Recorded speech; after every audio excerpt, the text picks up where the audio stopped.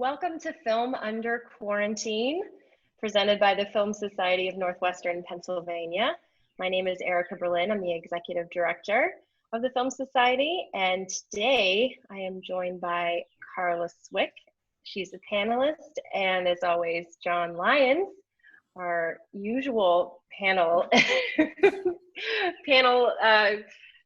maestro, I guess you would say. So thank you for being here, both of you. Today we're talking about a movie called St. Francis. This was a really great indie. John programmed this, and I'm really glad he did.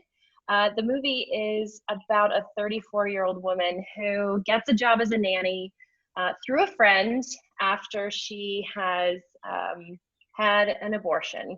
And basically the movie unfolds around those two major plot pieces. I would like to say as we get started that I invite anyone to participate in this discussion at any time. We have a small panel of myself and Carla, so let's feel free to, anyone can kind of jump in. We're not going to put it all on Carla to talk for an hour. But Carla, why don't you just introduce yourself so we all know who you are? All right, so I'm Carla Swick. I work in higher ed IT, actually with John. I am the mother of like 4 adult daughters and a proud grandma as well. I do some online journalism, and I have a great interest in women's causes, women's rights, and there's some things specifically about this movie that are really important to me as well. So, oh, great. I live in Crawford County, so I'm kind of an outlier. Well, you're in the green phase. We are in the green phase. You're a green phaser. Free. So we're just in the yellow up here. But. Well, thanks for being here, Carla. I'm really excited to hear your perspective. I had no idea that you had 4 daughters. I come from a family of, there's 3 of us sisters, and I've always kind of defaulted to the girl way or the girl perspective. I did not grow up with any brothers, but you grew up with many, didn't you? I grew up with 8 brothers, so I kind of feel like I actually, I know this is going to really be freaky, but I actually have 5 stepsons now. So I have 5. This whole story is crazy. I have 5 stepsons. They're all adults. I have 4 daughters. So we're the Brady Bunch, kind of like, like mega Brady Bunch. But I was raised with 8 brothers. So I always really feel like I'm like half male sometimes. Wow, but you can't escape from being a woman. And, we were talking before we started, there's issues that women face that are, no matter how you grew up, it seems like everyone kind of confronts the same issues throughout our lives. So it's pretty fascinating. Yeah. Your family get-togethers must be really, really busy. Well, we really don't have family get-togethers unless we can be outside. I mean, as far as no home big enough. As far as like extended family, I mean, there's like my parents. I think we calculated between grandchildren, great grandchildren, that's like 70 some people. But as far as my stepsons and my daughters and my grandchildren, we just crowd them in, Yeah, I guess so. Wow, I couldn't even imagine. Well, anyway, Carla, thank you so much. Yeah, crazy good fun. And it's funny that we're talking about siblings, because one of the things, I mean, to jump into St. Francis, this is a kind of comment outside of all the themes, but we don't necessarily get a whole lot of like family around her, except that one interaction she has with her parents, that one little walk she takes with her mom and dad. And you're kind of like referred to family, but it really wasn't about her and her relationship to her family. And there's always a lot going on, I think, in movies about women and their journeys, especially when they go through potentially emotional experiences. There always seems to be some sort of family angle, but this didn't really cover family a lot. And I wonder what you thought about that. Well, I think she represents a good majority of women in their 30s right now who have delayed having children. Not all of them are in, committed relationships, and a lot of them are just kind of living on their own and very independent. Mm-hmm. I actually have one of my daughters living by herself, and there's no children, and right now no real significant other. And so I always think it's kind of it's a little bit lonely, but it's also a way you grow because you're just struggling and fighting to figure it out almost by yourself. Yeah, you have these people that are hanging out in the perimeters of your life, like your parents and stuff like that. But the Mm-hmm. long and short of it is, most of that is just you trying to figure out how to get through whatever it is you're going through, you know? So. Yeah, I agree. I think with Bridget, our main character, she she by the time I think, she's in her mid 30s, and she doesn't have the same kind of reliance on her family, or not that she's not connected, but she's not, in that dependent relationship anymore. She doesn't necessarily rely on her parents for support, emotional or otherwise. She's not turning to them really fast at any, with any issues that come up in her life, and there are many that she goes through this. But I mean, just to touch on one of the things you brought up that I feel is one of the major themes of the movie is like the idea of accomplishment. I mean, the movie starts with a guy, which I found myself pointing out as I was processing. I always process what I watch with Mike just to bounce things off of him. And that was one of the first things I thought of is, now we have our, we're kind of in a post-millennial generation now where the guy feels extremely confident right at the beginning of the movie, telling Bridget how he wants to kill himself subconsciously because he doesn't have a wife, doesn't have children, hasn't built any equity, feels like he hasn't accomplished anything at all. And then it leads to a very awkward conversation in which she says, I'm 34. And he's like, oh, okay, see ya. He thinks, you have nothing to worry about. You're young. Actually, I'm just as old as you are, I think that was really funny. But at least, he kind of sets the tone right away. And then that's really something that she goes through the whole thing. It's I haven't accomplished anything. I haven't done anything. And that to me, I kind of identified with that in many ways, because even though I am so silly to think that, I still think that about myself. That is like a you get on a loop where you're like, I've had these really great jobs and I've really accomplished a lot. I have a great education. I have a wonderful husband. I've been very successful, and I'm proud of a lot of things I've done. I'm like, but I don't really think I've done anything. Like, what what have I accomplished? And maybe There's a certain amount of that that's at any probably just me. That's there's a probably just certain me. I think there's a certain amount of that at any age, really, though. And that's kind of what Yeah. keeps us pushing forward to accomplish things. But I always see you involved in things. You're involved in the film series and everything. And it's just like, Right. It's a silly thing to think, but what's interesting about the movie is they don't really tell us at all what she's done. So we can't even judge as an audience what she's done. We know that she went to 1 year of school at Northwestern, and we know that she, at the time the movie starts, is a server in a restaurant.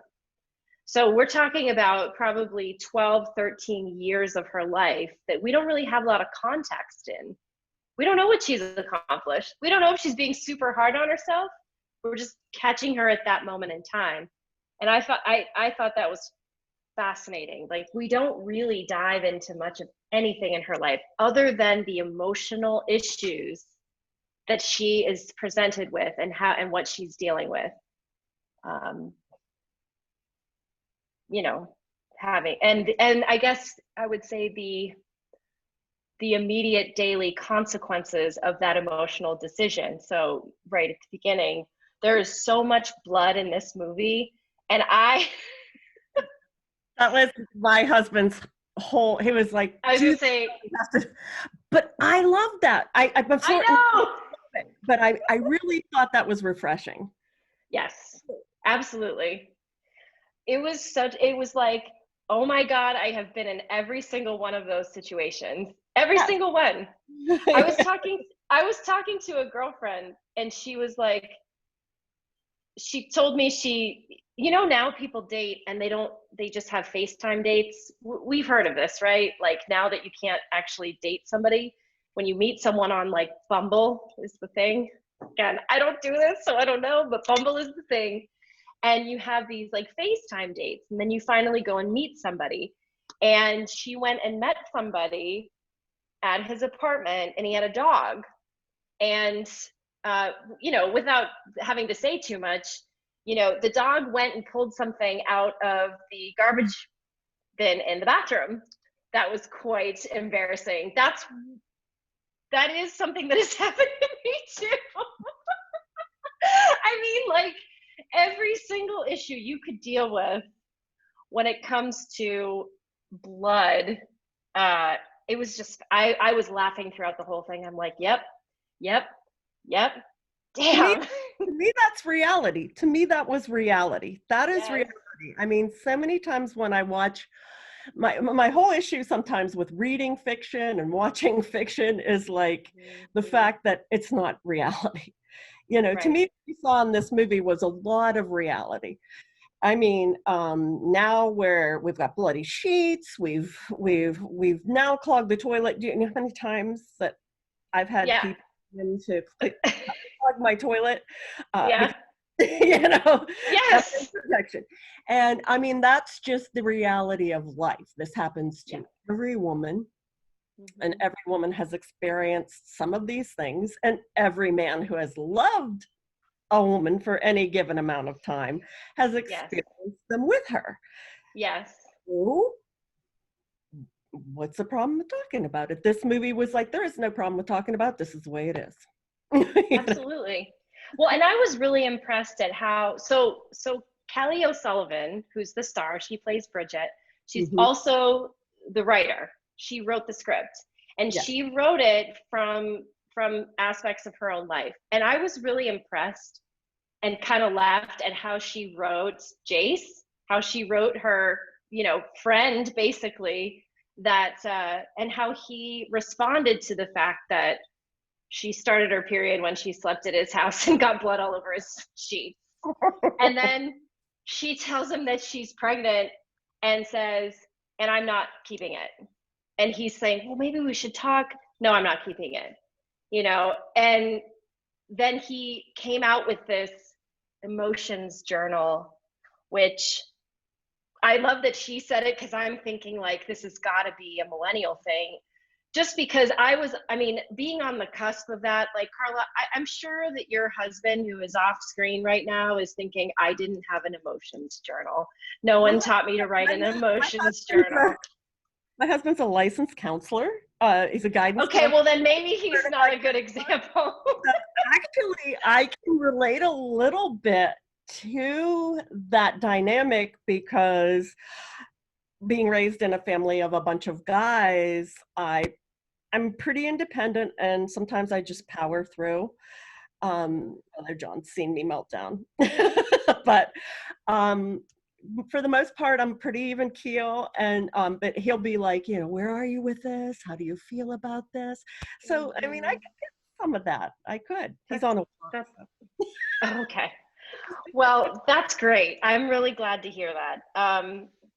My husband, maybe not so much. Obviously, is super understanding and loves me, but he does not have an emotions journal. But I think that thinking about abortion from a macro level, no one really stops and they asks guys how they feel about it, and she doesn't care how he feels about it.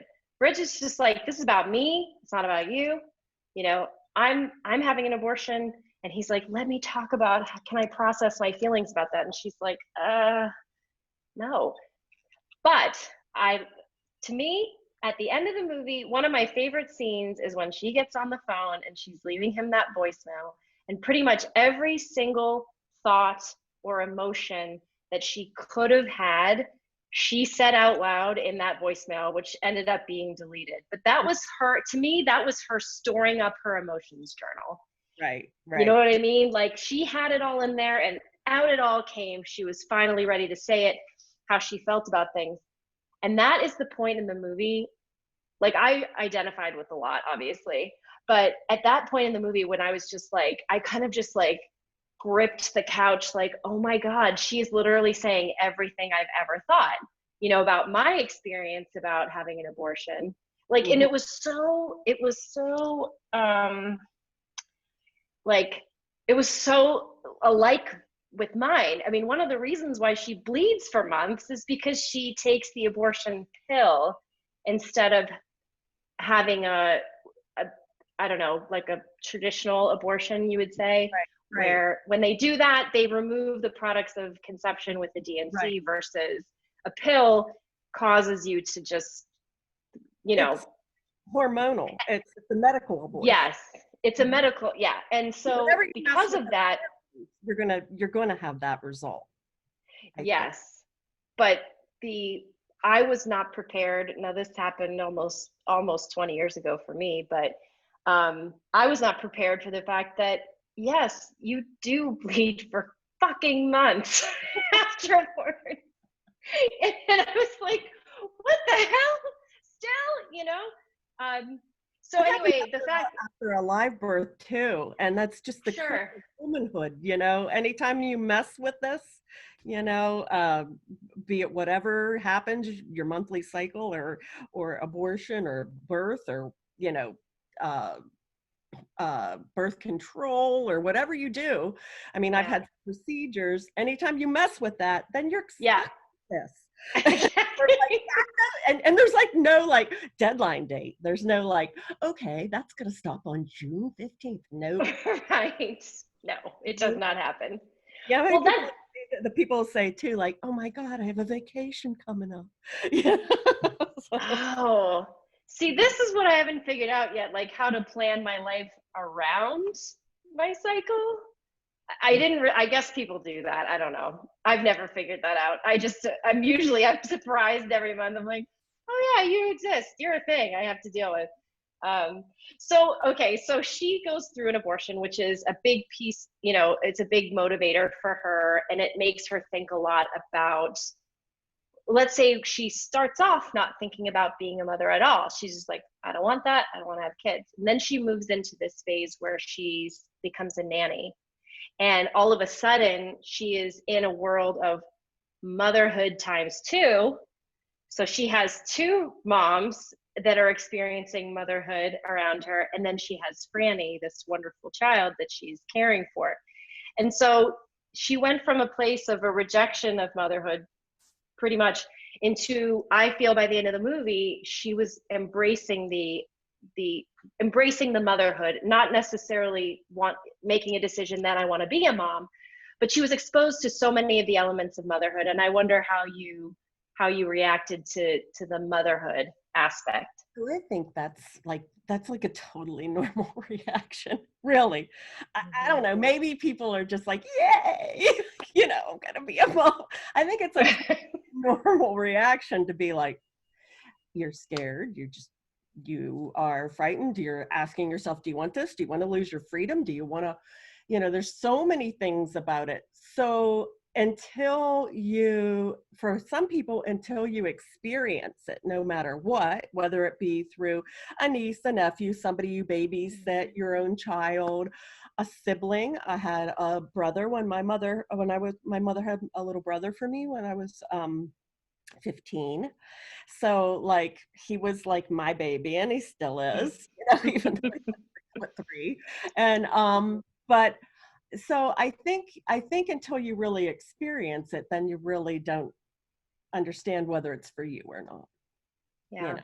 And I think there's a lot of emotions that go into, thinking, do I want to become a mother? yeah, yeah. And I thought a humorous point there was when she was walking with her mom, and she said, like, how, I don't know, she asked her mom, like, how did you deal with this? And she said, well, when you were crying, I would want to hold you by your ankles and smash your head against the wall. Um, Like, so I had my first daughter when I was 20. Okay. So like I was like a very, very young mother. So I had her when I was 20, and I lived in this mobile home, and I didn't have a car.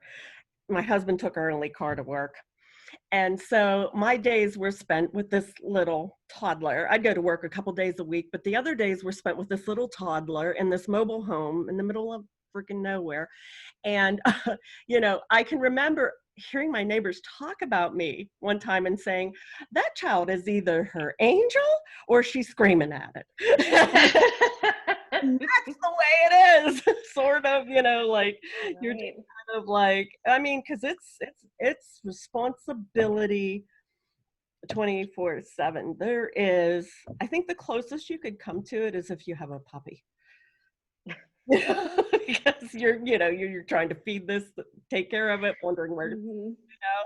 but and you're responsible for this life. Yeah. It's wait, yeah. But I have to, like, if I can interject at this point where she talks about smashing the baby's head off the wall.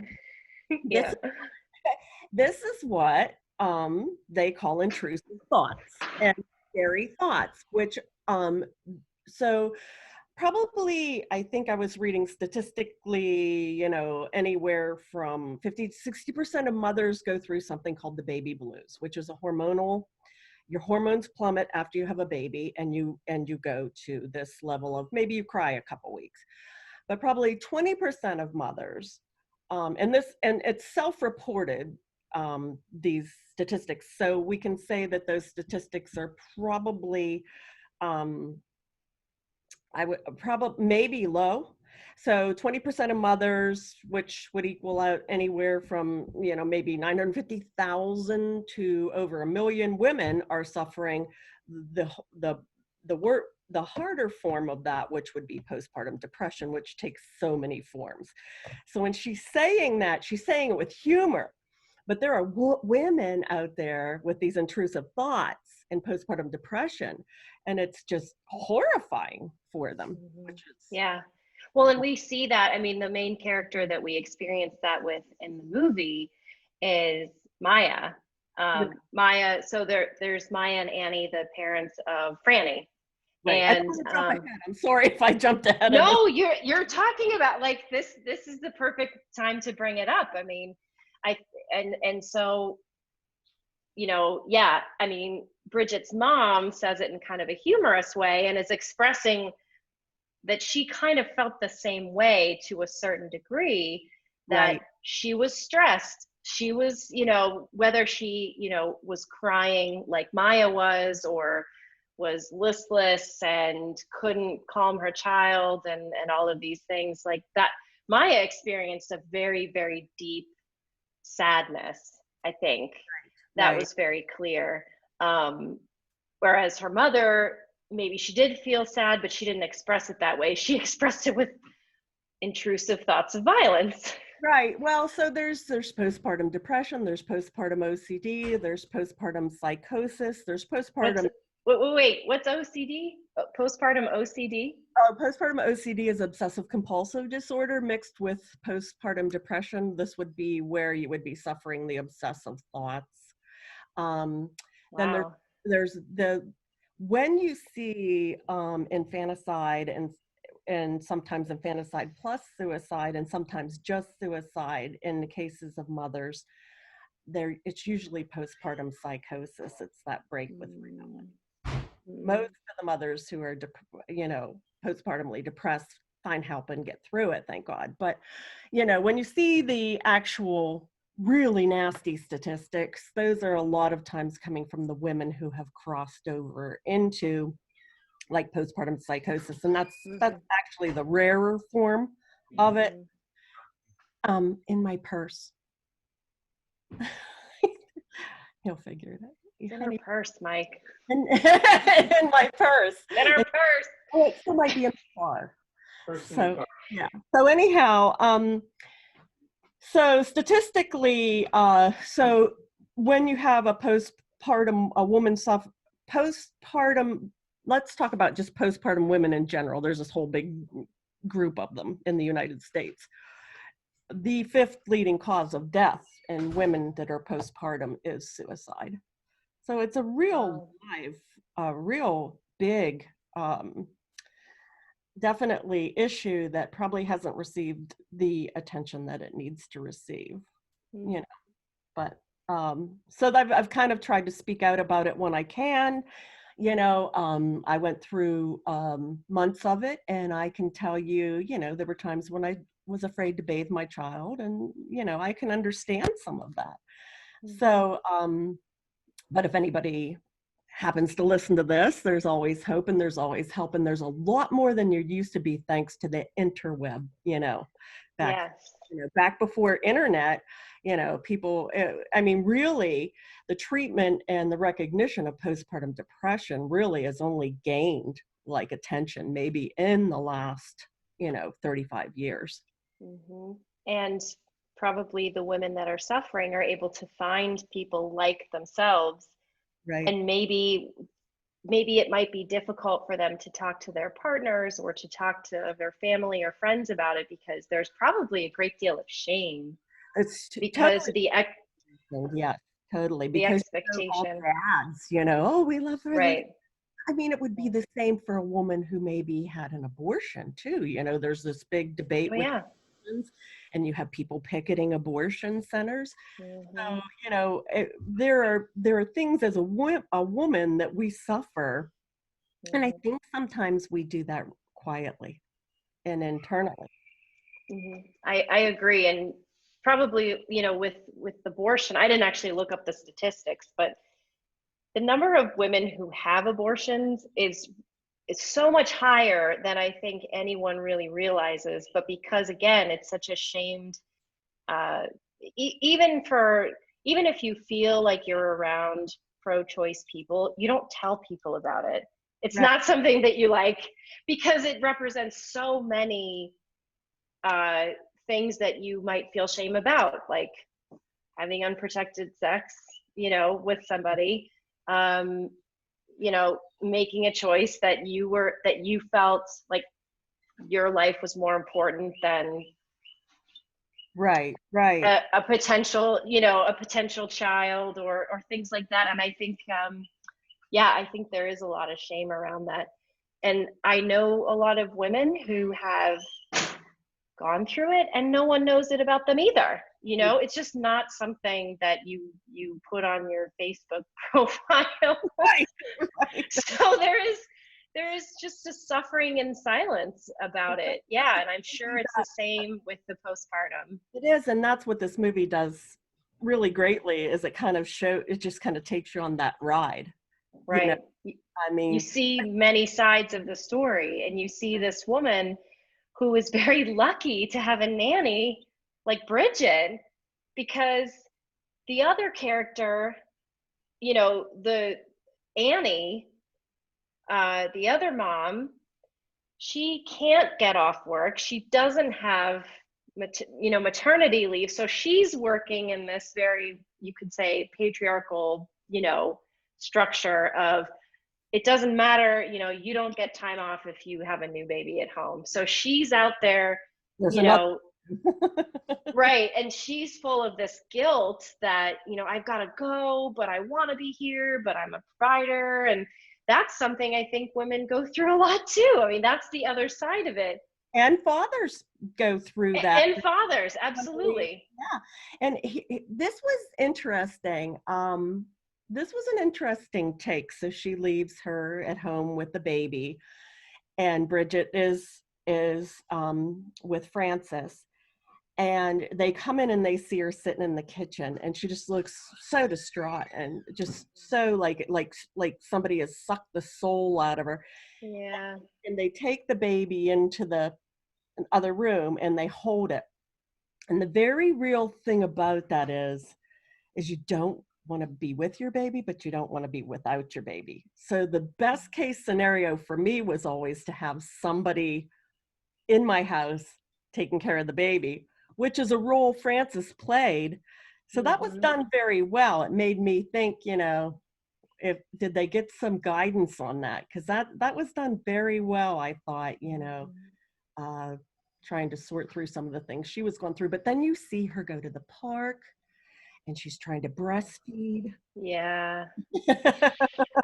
I've definitely, I think there's like a video out there on the internet from a number of years ago of basically the woman going over and shaming the other woman for breastfeeding in public. Yeah, I mean, that's a real thing that happens. And I think that there's a range of perspectives on whether or not that's appropriate. I find it really shocking that a mother with children would go over to another mother and be like, put your tits away. This is, my family is here. And you just realize, like, what's realer than a kid seeing boobs? I mean, constantly. Like, Right. when you're a kid and you have a parent, like a mom, you're probably seeing your mom naked constantly. You know, there's not, like, boobs are not the thing that are offensive to a kid. If the mom is constantly at home going like, oh, don't look at me, it's like, then she's got the problem, you know?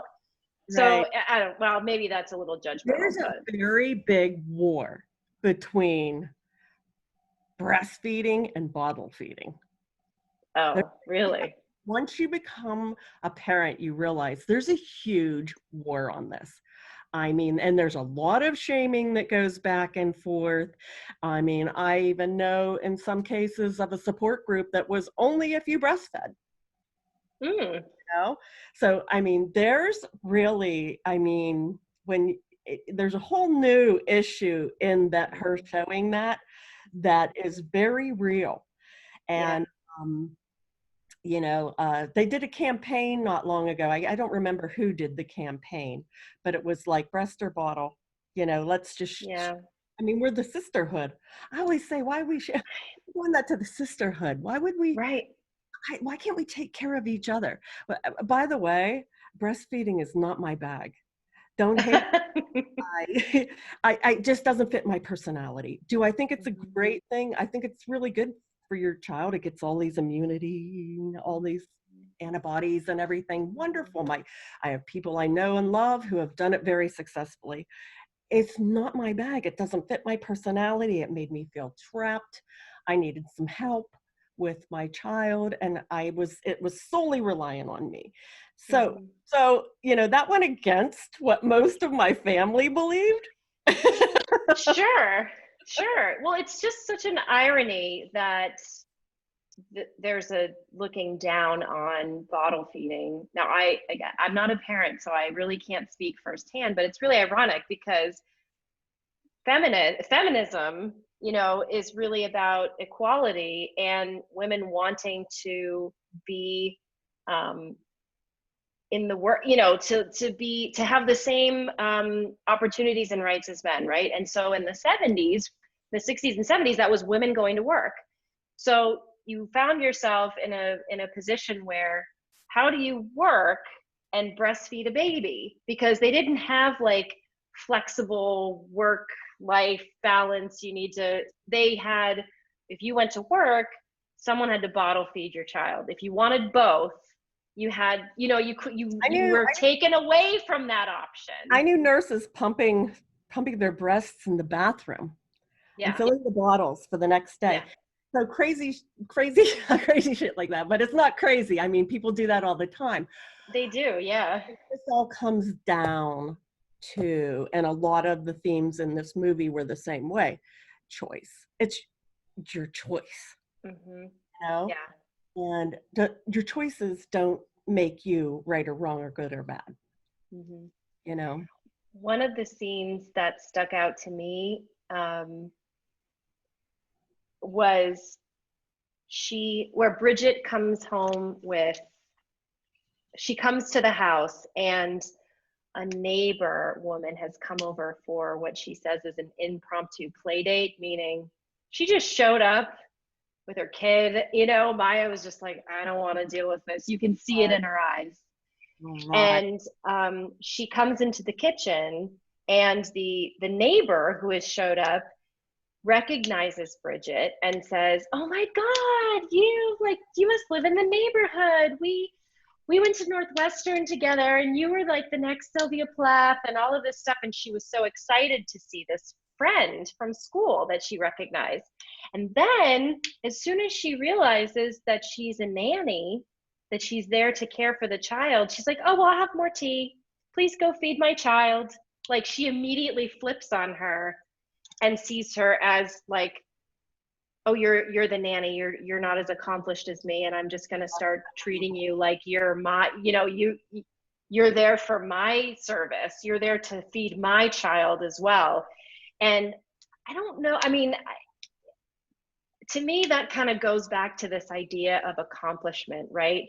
That there's an expectation by the time you're in your mid 30s, have you accomplished anything? And if you're working as a nanny at that point, because like I said, we don't know what she's gone through. We don't know how she got to this point. She Right. could have transferred to a different school. She could have done some sort of job that she was a writer and felt really fulfilled doing that, and then got laid off. And that, you just don't know. You have no idea what her backstory is. You don't know. But she comes in, and here she is, just being like denigrated by a colleague. And I guess I'm bringing that up because it's about how women are so kind of tear each other down in this way, right? You didn't breastfeed, so you're a bad mother. Oh, you're a nanny, and you're not a published, rich writer like I am. Oh, well, you're clearly not as good as I am. I'm looking down on you now. And it's just that happens in all different aspects, whether it's accomplishments and career or how you choose to feed your kid. There still tends to be this tension, this non-supportiveness, and it's unfortunate. I can't speak to the feeding because I'm not a parent, but I can certainly speak to the meeting up with old classmates and judgment going on. Women are really competitive. I'm not sure, and I've seen it in my own life, my own, in my own careers, just in my own world. Women are very competitive. My mother used to say this, and I consider her a very wise woman. She said, I have 8 sons and 2 daughters. I can fill that backyard full of boys, and there's not a problem. But I can put 3 women or 3 girls in that backyard, and there's a squabble. Because women are naturally competitive, and I'm not quite sure. I mean, I used to have a girlfriend. She used to say, "I'm the skinniest in the room. I win." And and that's great if you're really skinny, but what do you say about everybody else? Right. So there's this natural sense to like immediately size up a room. How do I look in compared to them? How educated am I compared to them? How accomplished am I compared to them? Do I have too many kids? Did I have too few kids? Did I breastfeed them? There's so many things that we could, and it's silly. It really is, because in our world, I think it could not be more important. We've had, John and I have had a lot of discussions, all the women who have run, like women candidates who didn't make it. In our world, nothing's more important than women supporting women right now, really. I agree. And we kind of learn, I think we're learning through all the kinds of issues that come up. We're probably getting better at it, and with each generation you're getting better. I'm not going to get into it because it's not the point, but I think technology in relationships has really changed a lot of that, for the good and for the bad. But that's not the point of this conversation. I wanted to open it up actually to John and Allie, because I'm sure there's thoughts that you have. I know, John, you always have a thought. So Well, I'll just jump in really quick. This is great so far. Yeah, talking about, and I didn't even really think about before, not knowing the background of the lead character, but maybe that is point or part of the point. We don't know her background, but then we get all of this judgment that comes through in the narrative. Like Carla said, it's your choice. So why does everyone in society feel like it's their business to tell women how to parent their kids and live their lives? It's like constant, women are in constant judgment. So I just pose, is this dynamic like a lingering, the lingering patriarchy in society or something that hopefully is dying out? I don't know. I throw that out there to you guys. Yeah, I actually just thought of that too, because I was like, man, they really try to make this character like, not, it wasn't like unlikable, but you really do, you're like, what is, oh wow, like I think that Northwestern comment that she went to school came up like maybe an hour in the movie, and it was like, oh, interesting, like she has this kind of past that they hint to, but they really didn't make any more kind of efforts to describe her before her present life right now. And I kind of agree with John that I think that was in an effort to kind of talk about judgment. And then what you guys were saying about that scene again with the classmate or colleague, I feel like that was also like such a good parallel to absolutism when it comes to the topic of abortion, and like you're right or you're wrong, and there's no other way to look at it. And I kind of thought about that in that scene too, where it's like, wow, how quickly she switched, like so easily. Mm-hmm. Yeah, I mean, the drawing the line really quickly in that case, it's class, right? I mean, she certainly looks at this former classmate and says, you're not as good as me because you didn't finish college. You don't have a high-powered job. You're therefore not as good as I am, you know? Of course, she kind of gets her revenge, and Franny gets in on it too, which I absolutely love. If Mike was in here, I would ask him, but I think Northwestern, you know, when I think about college, there's certain colleges that are harder to get into than others. So I'm not sure how much prestige is with it, but they make it sound like there's some. There is. She would have to have a level of, you know, an SAT score that allowed her in, you know, and well, I mean, also just the idea of the classmate saying with like glee, you were the next Sylvia Plath. Yeah. That was pretty. And she was like, I was also severely depressed. Which is why my poetry was so dark. And you don't know, maybe she left school because she was depressed. Maybe she's had a really, really tough battle with mental health and has come out of it, you know, and not really been able to go into like a kind of, you know, hard driving, successful, you know, and when I say successful, I mean like financially successful, like the way that, you know, this family that she's working for and the neighbor, you know, success means making a lot of money. And she hasn't really been able to get into that. And maybe she just doesn't want to at all. That was the other thing. We don't know her past, but we also don't know what her aspirations are. And she is really dismissive of herself too when she's like, oh, I went to Northwestern, it was only a year. Like, I mean, she really takes in that judgment to kind of be dismissive and say, it's not a big deal, I didn't even finish, you know? Right. And yet, you know, I never thought really less of her. I was actually very relieved that I didn't know what her past was, and I didn't know what her dreams were, because the movie is not about her trying to realize her dream. It's about her trying to get through a really difficult phase of her life, and how finding like the immediate pleasure or the immediate healing or the immediate counter to the, you know, the loss, even though she doesn't like the word loss when it comes to the abortion, but it was a loss of a potential life, the choice to take a different path in her life. You know, it's about that moment. It's about the weeks and months after that and her healing, and not her achieving some, you know, goal that she doesn't really have. She's not like, I'm trying to find a husband, I'm trying to get this job, I'm trying to find my ultimate catharsis and my new life. You know, she feels great by the end, but she feels better by the end.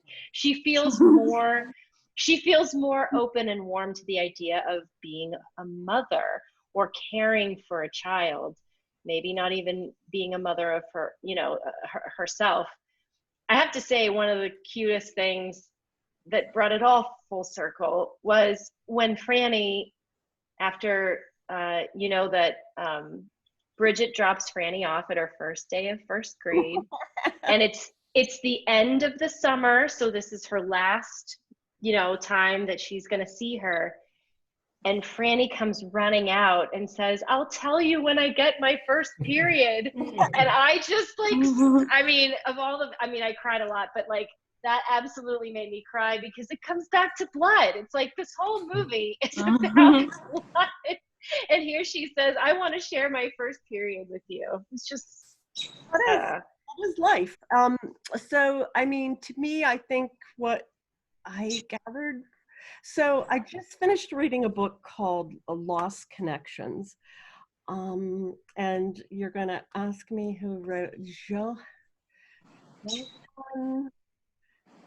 anybody do any of the... Is it called... We'll do the Google while you tell us the story. Lost Connections. It's he also wrote Chasing the Scream, The Last War on Drugs. He's really good. But anyhow, he says that our mental health is intrinsically tied to our connections in life. And so what I see in this movie is she sorts a lot of things out due to her connection with Francis. And then those connections change. She connects to Francis's mothers, and she connects to Francis's sibling. So, Johann. It's Johann. And I can't see the whole thing, but Johann Hari. Hari, Hari. You get a chance, it's a good book. He's an investigative journalist, and he's really good. He'll go all over the world to see, you know, and that's what I see in this movie. She sorts it out with her connection with Francis. Francis, you know.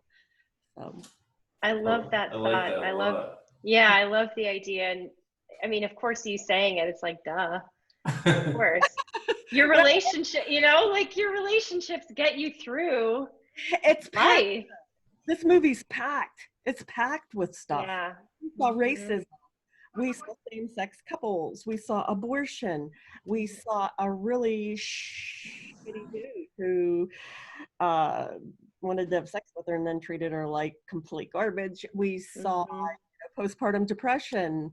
It was like just breastfeeding, judgment. I mean, I was just sitting there going, wow, I don't know how one movie packed so many issues into however long it was, John. And it does it so subtly, right? It's not like you don't feel at all like you're being preached to or like it is a message film or whatever. It just feels like raw, real life. Yeah. It's funny. It's really funny in a lot of parts. Yeah. I think I think the place where I laughed and like let out the biggest breath was when she was like, "You're not judging me for having an abortion?" And she's like, or no, I think she says, "You're not judging me." And she says that nobody goes to the doctor around here.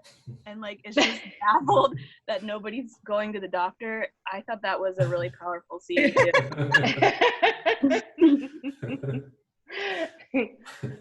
There were so many, I mean, the script, there were so many like weird, funny things that came out of people's mouths.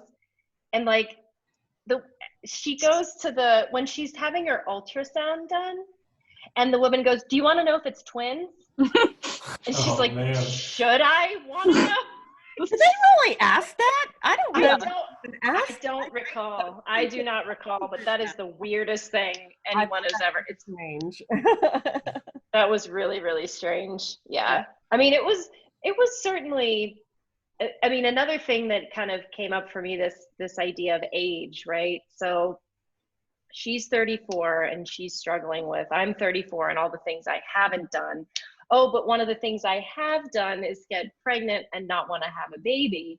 And what she learns when talking to Maya is that Maya is a geriatric, you know, in the world of, you know, pregnancy, she's considered geriatric. Oh yeah. And so 40? it's 35 and above. Yeah. It's really low. Yeah. So pretty much, I mean, Allie, anybody that I'm friends with who's like childless and is like, okay, I guess I'm geriatric at this point. Right. And it really resonated with me thinking about, I'm 39, I'll be 40 this year. So I'm a geriatric if I were to become pregnant. But, you know, the thing that kind of, you know, it was really tough for me and probably gave me like the biggest like gulp in the throat was thinking about how she says, again, in her little emotions journal, phone voicemail, that she says, you know, was this my chance, and did I let it go? You know, was this my chance to be a parent, and now I aborted it? You know, am I going to have another chance? Because she's going to be geriatric in a year, you know, and that's what she's thinking. Of course, women have babies all the way up until they're no longer able to. Janet Jackson had a baby when she was 50 years old. So there you go. As long as you're... If geriatric's 35, what do you call a baby at 50? Well, exactly. I have a friend who had 4 kids in her 40s, and, you know, and they're all wonderful, healthy children. I think it's just an odd thing to say, but it doesn't mean it doesn't sink in when you hear it and you're like, oh.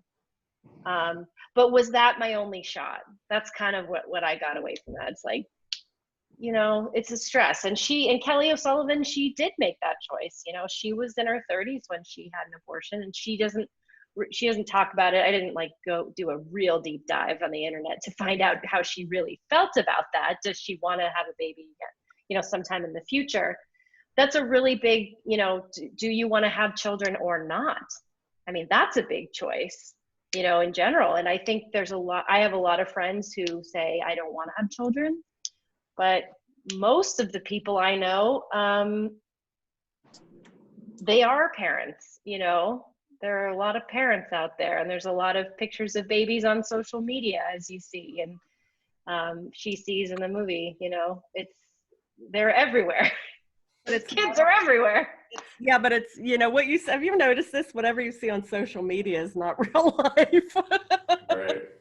Yeah. We're not up at 3 o'clock in the morning changing shitty diapers, you know, so. Right.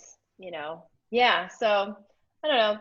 That's something I kind of took away with a little bit of wistful thinking, you know. I had to process that a little bit afterwards. Because there are, right, you guys were talking about, you know, pressures as far as success. I mean, as far as social and societal norms and success, there's also marriage and children, right? Is a big pressure that she's feeling in addition to, you know, employment. Absolutely. You women deal with a lot. If a guy is like single, it's still like, yeah, you're kind of the cool bachelor, right? But if like a woman's single, doesn't quite have the same cool connotations, right? I don't know. I'm not a kid yet, you know. I mean, I think that's a big thing too. You're from a lot of the older generation is, you know, it's kids. I feel like the kid pressure is bigger than the marriage pressure now. Probably now. Yeah, I think it is. I think that there's less judgment around single parenthood because so many of us were raised by single parents that we're not as judgmental of people who want to have children but don't necessarily want to get married. You know, in a lot of other cultures, European cultures, there's not as big of an emphasis on marriage so much as having a partner and building a family. Like the idea of family exists. And that's the case in the US too. People make their own families. They don't necessarily have to sign a legal document in order to feel love with a partner or I mean, look at people who, you know, like gay couples who were not even able to legally marry their partners, but that was, you know, by all intents and purposes, their spouse, you know, a family that they created. So yeah, I mean, I don't know if Maya and Annie in the movie are married. I'm gonna assume they are, but they don't have to be, really. I mean, they they clearly had you know, they had Francis naturally, I think. Well, you know, they went through a fertilization process and everything, but That actually was curious to me. I would have liked to seen, I would have, I'm always curious, like, how did they do that, you know? yeah. Who's Well, it looks like they might have got, if they had Annie's eggs, they might have had Annie's eggs that then Maya was the carrier, was the bearer of the baby. Yeah, I mean, Yeah, go ahead. Sorry. no, go ahead, John. I mean, I was just gonna say, like, just to give it, you know, the film guy, just to give a shout out to independent films because, you know, can you think of a mainstream studio movie that has tackled, you know, a fraction of these issues? You know, usually you'll see a movie and it's like got one issue, right? This is the abortion movie, or this is, you know, the, you know, whatever, dating in your 30s movie, and that's all it's about, really. But I think independent film is where you can get such frank, raw, realistic, honest stories, and it's unfortunate that it's so rare, and especially, I mean, it's becoming less so. It's great to have more women writing and directing, because we just don't have enough of these stories, and that's really unfortunate. And there's no way a man would have written this story. They would not have written a script about how a woman, you know, is like clogging a toilet with a tampon and, you know, like having to wear like enormous pads and bleeding all over a guy's sheets. And it just, men don't write that because they don't experience it. It's just the same as like a woman isn't necessarily going to write about, you know, I don't know, what's a male specific issue? Prostate cancer? I don't know. I thought, but I'm just gonna leave it out. Yeah, Yeah, I was gonna say, just like watch American Pie or something, and there's right. I mean, if you had put this movie in front of like a test audience to see how acceptable it would be and therefore how much money it might make, it would never make it past All the Blood. It would never do that. I mean, it was so visual and it was the realest part of the movie. And I agree with you, John. Like, you're not going to see that in these bigger movies. It's independent film that will do this. And not to switch gears at all, but I'll just say that the kind of lower budget independent films that are eager for audiences at this point, we're getting the opportunity to see some of those in this, you know, virtual theater environment. And I like that, you know, maybe St. Francis would show in like small art house theaters if we were in, you know, in normal times. That would be I don't need, John, would be where can people interested in seeing the movie see it?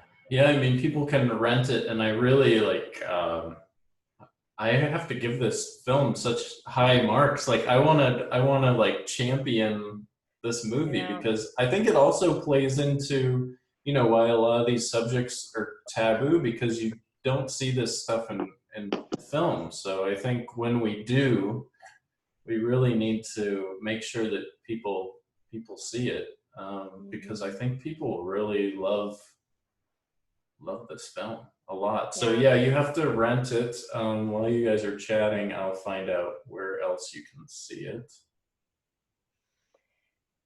I think that if this John, correct me if I'm wrong, but I don't think this would be programmed in film grain. I don't think we would program this for film grain. At the Erie Art Museum for sure. Yes. 100%. It's a tough sell. That's the problem, right? There's no stars. It is very highly reviewed. It's unfortunately a tough sell. You can't just say, hey, you're a woman, you will find something to love in this film. Right. I guarantee it. Right. And guys, you should see this film to maybe have a little more understanding, get a little perspective on the woman experience. It should be an easy sell. It should be an easy sell. But yeah. I agree. I champion it. Well, me too. Me too. I mean, wouldn't it be great if we had, you know, a small independent art house theater in Erie that, you know, had a couple screens where we could show movies like this? It's certainly a dream, definitely a dream of mine and John's. I know that we would love to have a place to do that. Of course, who knows how that looks, you know, in the age of post-COVID. Right. Going into a theater, what does that look like? You know, film under quarantine here, this kind of virtual theater or at home, stay at home theater, as Tiff is calling it this afternoon. You know, it's an experiment that we did, and I think it's awesome. I loved doing this, but the audience isn't necessarily like moving in that direction yet. I mean, and I don't. We'll see. I think they want to, but it comes down to, again, you know, there's marketing and there's distribution and placement of your movies. So you might be at home, but you're watching Trolls World Tour because that's the one that's put in front of you. Thank you for mentioning that. You're welcome. You're welcome. St. Francis isn't popping up as a rental, you know, that here's something you should watch. You can still go back. And that's what we were just listening to. John and I were just listening to this panel, that really what's going to happen is, because there's going to be a dearth of new content coming out because the industry is being damaged by COVID and the working, you know, productions really aren't happening, that we're going to be going back to classic content. So you're going to have all of this classic content that people are going to show. Like, let's say they do a drive-in and they're showing, you know, Back to the Future Part 1 and Part 2, you know, at a drive-in. Or you have this fresh content coming out, movies like St. Francis, or the other films that we're showing here in Film Under Quarantine that were fascinating and wonderful and very thought-provoking. Those aren't the ones they're putting up at a drive-in. You know, Right. Those aren't the ones that people are going to load up their car with and go watch. But how can we get, how do you get an audience to say, yeah, I'm going to rent this for $3.99 tonight and watch it with your family? Watch, you know, Spaceship Earth, which was a fascinating documentary. And a lot of people would love to see it. It's just, it's not being put in front of them. Yeah, So this is getting onto the sidebar of, I always complain about, it's people will always choose to see the familiar, whether it's good or bad, as opposed to something that's going to be great that they have to give a little trust and discover. Yeah. I'll just quickly say that on Amazon you can rent St. Francis for $4.99 and you can buy it, so you could own it for $14.99. Okay. That's good to know. And then Allie saw that they are showing it in some independent theaters. For example, it's in Nashville, and I'm sure it's at some other art house friendly ones that are opening. Allie, did you want to pop in with something else? Not really. I was gonna say, one of the questions that I had before starting, I was like, who would you recommend this film to? And Carla, you kind of answered that when you posted it on your social media, but who would you be like, you got to see this film? Or like, who in your life would you say that to? I think when you're pitching it, you have to make it clear that it is a frank approach to these subjects. This isn't a movie that's, you know, for somebody that may, you know, not venture out of the PG-13 area. I mean, I'll answer your question, Allie. I would recommend it to Bunny Girls. Yeah, absolutely. Yeah, definitely women our age. Yeah. Absolutely women our age, for sure. I think it would definitely, I think any woman would find something to relate to. I mean, John, you said that there's something for if it's not the abortion, if it's not, you know, the career thing, like there's something in there that you can find it. And I would recommend it to all of my friends. And I actually was watching it today and I sent a text message to my sister, to Emily. And I said, I'm watching this movie. I think you would really like it. And she's like, why? And I said, well, it's about a girl in her 30s who doesn't really know what she's doing. And she's like, oh, thanks. But that's a good thing. But you know, we've all got problems, right? We're all dealing with shit. So that's relatable for sure, no matter, for anyone. No matter your age. For sex. It's just like, it's a life evolving. I mean, that's what all of us are doing every single day, evolving in our lives and just riding whatever way come, you know, trying to figure out how to deal with it. So Mike, your husband, watched this, Carla, right? Did. So he, you know, it was maybe he was a bit squeamish about some of it, but as a counselor, he's probably come in contact with all of those issues in his work.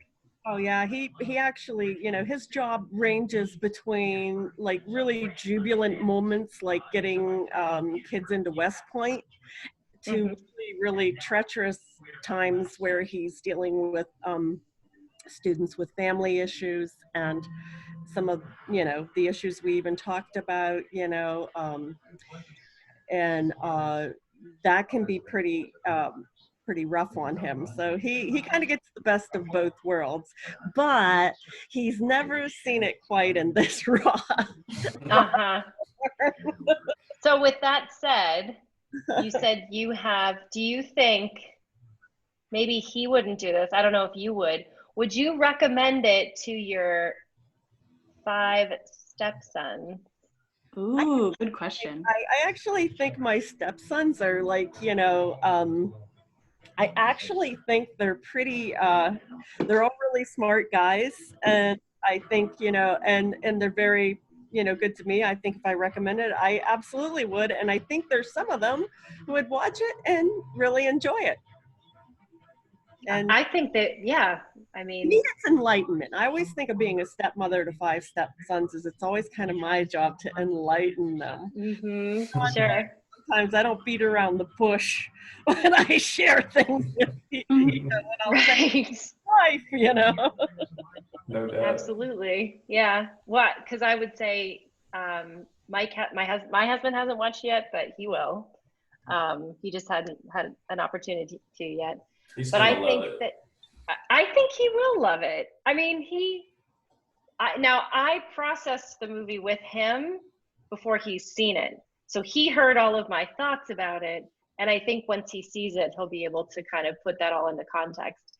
But I think I would love for men to see this, men of all ages. I think it just shows a side of womanhood that most men don't really ever see. So really what we need is the St. Francis challenge.